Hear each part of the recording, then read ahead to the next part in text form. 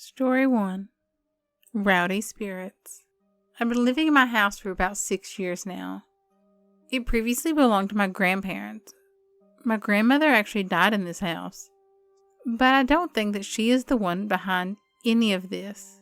The first experience I had in this house happened late at night, about 3 years ago. By this time we had added a second story onto the house and turned my parents' old bedroom into an office. I was up later, talking to some friends on the internet, when I noticed out of the corner of my eye, my cat was standing, fully alert, with her fur standing up. She was growling, and then it felt like something grabbed the back of my chair and shook it very hard. That was enough for me. I didn't even bother signing off or shutting down the computer. I just bolted up and ran to the stairs. The second event happened just a few weeks later. My sister and I, along with our 2 dogs and 3 cats, were in my bedroom, upstairs, watching a movie. Our parents were both asleep, and my bedroom door was shut. All 5 pets got up at the same time and stood about 3 feet from my door. Their fur was standing up. They were hissing and growling. My sister and I didn't think too much of this at first, until we heard what sounded like footsteps on the stairs. Thinking it was one of our parents, my sister called out to them, but got no response. The footsteps continued, going up and down the stairs. It was like whatever it was would walk to the top of the stairs, just outside my bedroom door, and then turn around and go back down. The footsteps got faster, until they sounded like this thing was running up and down the stairs. You could even hear whatever this was falling and giggling. This went on for 10 minutes. After it stopped, my sister ran out into the hallway. She woke our parents up. She asked them if they had heard anything. They hadn't. They had been sound asleep with their door shut. I've always had a very uneasy feeling downstairs at night by myself. I don't spend a whole lot of time down there when no one else is home. Doors will shut by themselves. All the doors downstairs are very heavy, and they take a lot of force to shut them fully. Just a short time ago, while laying in my bed, just dozing off, my bedroom door slammed shut. It jolted me wide awake. My bedroom door sticks. It's not possible for anyone just to slam it shut. Just after the door slammed shut, I distinctly heard a woman's voice say to the cat that was sleeping at the foot of my bed, "Hi, kitty. How are you?" This upset my cat, and she meowed so pitifully. I looked up and looked around the room, and there was no one there. We've told my parents about the experiences we've had, but they don't seem too shocked. My dad told me that once when he was visiting my grandparents, when they lived here, that him and my mother stayed in the back bedroom, which is now the office. He laid in bed that night and for 2 hours watched a woman dressed all in white walk back and forth from the living room to the dining room. To do this, she would have had to pass by the attic stairs, which are now the stairs leading up to the second floor bedrooms.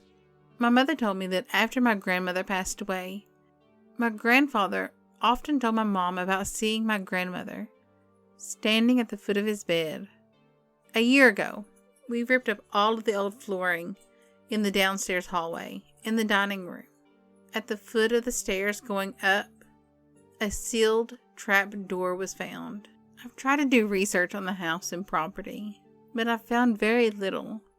All I was able to find was there was once a pond on the property, and the original house belonged to an old spinster.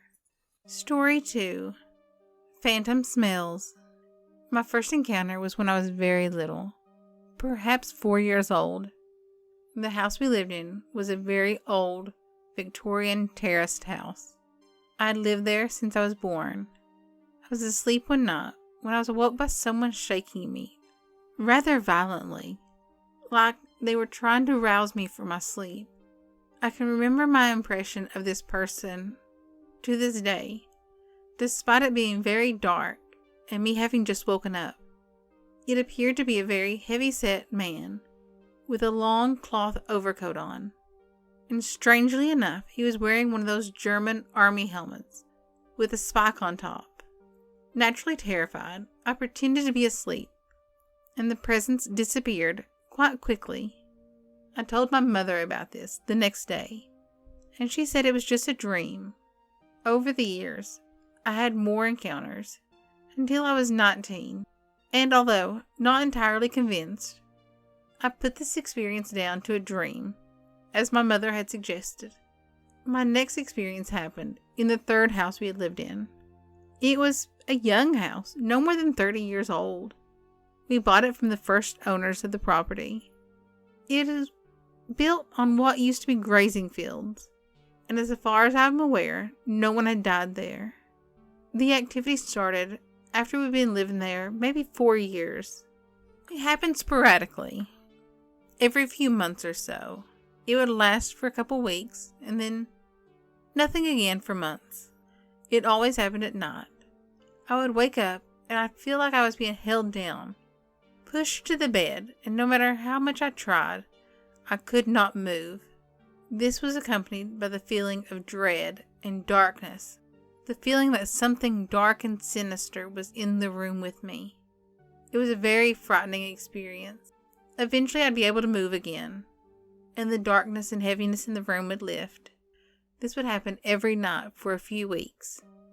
And then, nothing. For months. During the time that it was going on, my sleep was badly interrupted. Sometimes it felt like I was badly sedated with alcohol. Sometimes I'd wake up and the bed would be pulled out from the wall. No easy feat, considering the bed was wedged between walls and needed to be lifted above a radiator to be moved. I'm a very deep sleeper. I never remember my dreams. I don't really have an overactive imagination. The fact that this kept happening when I was asleep resulted in me putting it down to sleep paralysis or other sleep-related issues. Until that is, the final event happened. The activity was starting up again. The same as usual at first, but suddenly it became more intense. The last time I had a sleep-related experience really scared me. I was fast asleep, and suddenly I woke up. Instantly. I could remember what I was dreaming when I woke up. The atmosphere in the room felt nasty. The most evil I've ever felt it. The room felt darker than it ever had, and I was absolutely convinced there was something present that did not have my best interests at heart. I was sure I was in real danger, and the only thing I could think to do was pray to God and ask Him to protect me. I am not really religious at all. I do believe in God, but I don't go to church, and I'm not really religious in the sense that I make religion as part of every day. But the results were amazing. The feeling went away immediately, and the darkness in the room lifted just as fast. It felt totally calm and safe. The only way I can describe it is if someone had lifted a curtain. My heart was pounding, and I didn't go back to sleep that night. While that was the last sleep-related incident, other things has happened. One evening, I sat in the living room watching TV. It was around 3 a.m. My parents had gone to bed, and I was wide awake. I was watching TV, and as clear as you can imagine, someone in the back of the room farted. I knew that this couldn't be. I was the only one in the room, the only one awake. As I turned to my right, my mind was already thinking, oh, one of my parents must have come back downstairs without me noticing. I turned to look, and sure enough, no one was there. I shook it off. I must have imagined it. And then, 10 minutes later, it happened again. There was no mistaking it. I definitely heard it and smelled it. I was now scared. I turned around gingerly. Then I was all alone. I shot up, and I turned off the TV, and I went into my room as fast as I could. But I couldn't sleep all night. I just laid there, praying and watching the door handle for movement. Nothing happened. and after that encounter, I had no others. But I still feel uneasy sometimes when I visit my parents. My father has now admitted that he has felt presences before. The kind of thing where you think you feel someone standing there or see them out of the corner of your eye, but when you turn around, they're gone. And he's just as skeptical as I am. Story 3. I bought a haunted house. I bought and moved into this house in August of 1995. I was a nurse for 46 years until I retired. I'm still in good physical shape. I keep my mind very active with reading and studying about different subjects. I'm not senile in any way, shape, or form. I've known there were ghosts since I was in my early 20s. I saw my grandmother's ghost twice, 3 years apart. It was always my belief that she had come to warn me of possible danger to my children, who were very young at the time. However, the experiences in my house can be concerning. I really don't know too much about this house. It's very old. It was probably built in the 1920s.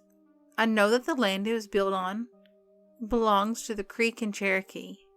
A short while after I moved into this house, I started hearing footsteps, the sounds of someone walking, and sometimes sounds like something was being moved.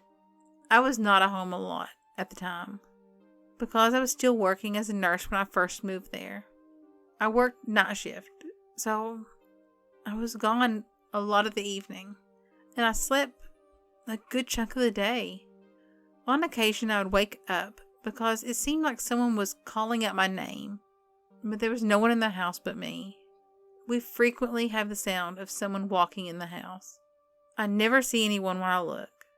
I've always frequently had the feeling of being watched, or that there's someone in the house besides me. I have occasionally caught a glimpse of a cat or dog walking through the living room when my pets were all outside at the time. When my mother had cancer and was on hospice care, I kept her in my home until she passed away. She was very mentally competent and aware until about a week before she passed. She said to me several different times during those months, "Pam, what is the cat doing in the house? She's up on my bed." And I would assure her that the cat was not in the house. And she would always say that she's not crazy. She knew the cat was in the house, and she saw it on the bed. I have no explanation for that. I had no explanation for it then, and I have no explanation for it now. My oldest grandson, Joseph, stayed at my house quite a bit during those months to help me with lifting my mother in and out of bed. He has since told me that he's always been afraid of this house. He said that he's always been scared to stay here, and that's why he would never go to bed until 3 or 4 o'clock in the morning. He would always stay up and watch movies or play video games. He also told me that one evening he was cleaning up the garage area, and he heard 2 people in the back, in the shed area, talking. He said that he went there and looked to see if it was people breaking in or trying to steal something, but it was empty. There was no one there. He said that sometimes he would wake up feeling like someone was standing over him, watching him, but there would never be anyone there. I was keeping my great-grandson, who was 15 months old at the time. There was just him and me in the house, and he started into the den to get one of his toys. I heard him take a sudden, sharp, inward breath. He turned around and came running back to me. He kept looking at me and then pointed to the den, jabbering, trying to tell me something. I told him it was okay and tried to comfort him the best I could. After about 3 or 4 minutes, he started to go back into the den. He immediately came running back to me, grabbed me, crawled into my lap, and hid his face in my chest. He wouldn't raise his head to look at me or anything. He just clung to me tightly. He would not go back into the den for the rest of the night. A week or so later, I was sitting on the couch in the den, working on genealogy papers. I was alone in the house. I straightened up for a moment to rest my back, and I felt someone or something touch the left side of my neck, like someone ran a fingertip down my neck. there was no one in the room with me. There was no one in the house. A couple days later, again I was alone. I walked into the den to put something away. And as soon as I walked through the doorway of the den, it was so cold I could hardly believe it. You could almost see your breath in the room. The rest of the house was fine, but that room was icy cold. Not too long ago, my grandson, my son, and a few other people were visiting. We were in my living room.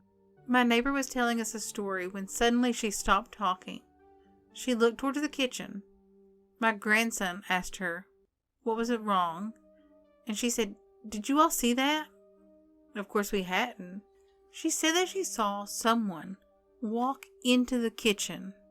The rest of us had seen nothing. A few days after that neighbor was back over talking to me. And suddenly she said, "Hey, is your son here?" I said, "No."